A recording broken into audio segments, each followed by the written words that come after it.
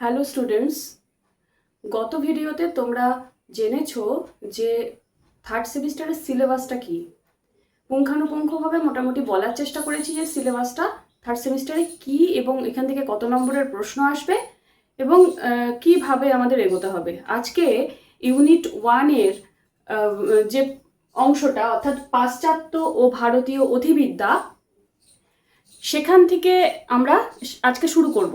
তো ফার্স্ট ইউনিটের যে পাশ্চাত্য এবং ভারতীয় অধিবিদ্যা জানার আগে বা ওই মূল বিষয়ে প্রবেশ করার আগে আমরা একটুখানি জেনে নিই যে অধিবিদ্যা কি।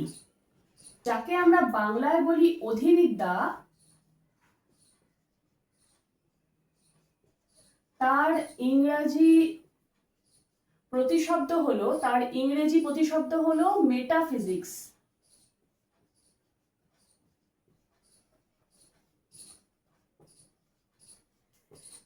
এই মেটাফিজিক্স গঠিত হয়েছে দুটো শব্দের সমন্বয়ে। কি কি? মেটা আর ফিজিক্স।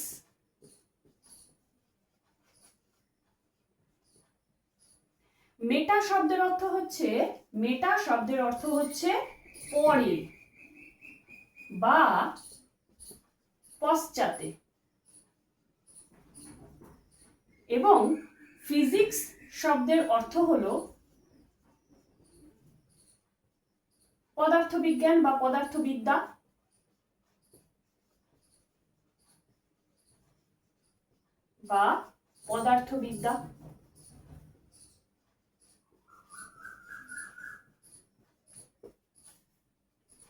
এখন পদার্থবিদ্যা কি নিয়ে আলোচনা করে? পদার্থবিদ্যা আলোচনা করে আমাদের এই যে ইন্দ্রিয় গ্রাহ্য জগৎ যেখানে আমরা বসবাস করছি, সেই জগৎকে নিয়ে, মানে ইন্দ্রিয় গ্রাহ্য যে বিষয়গুলো আছে সেই বিষয়গুলোকে নিয়ে আলোচনা করা হচ্ছে পদার্থবিদ্যা। আর এখানে বলা হচ্ছে পদার্থবিদ্যার পরে, অর্থাৎ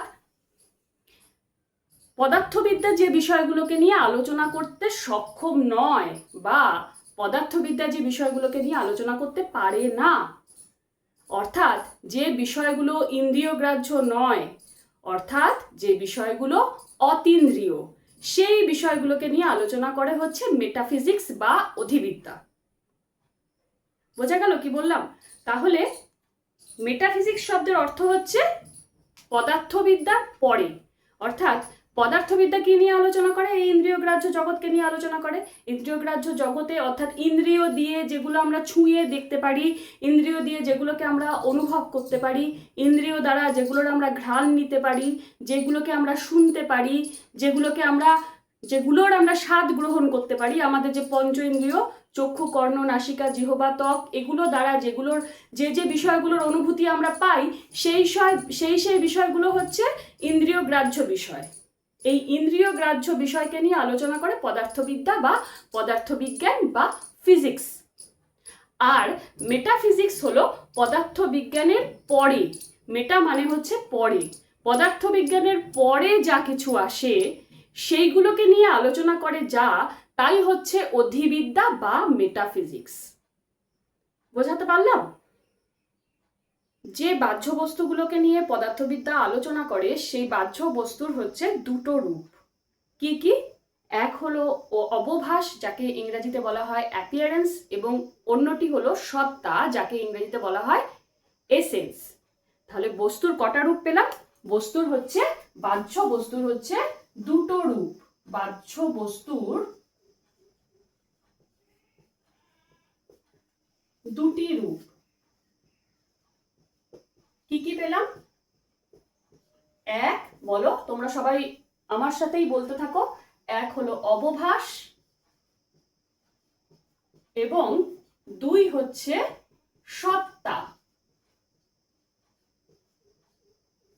এক হলো অবভাস এবং দুই হচ্ছে সত্তা। অবভাস অর্থাৎ অ্যাপিয়ারেন্স এবং সত্তা অর্থাৎ এসেন্স। অবভাস কি?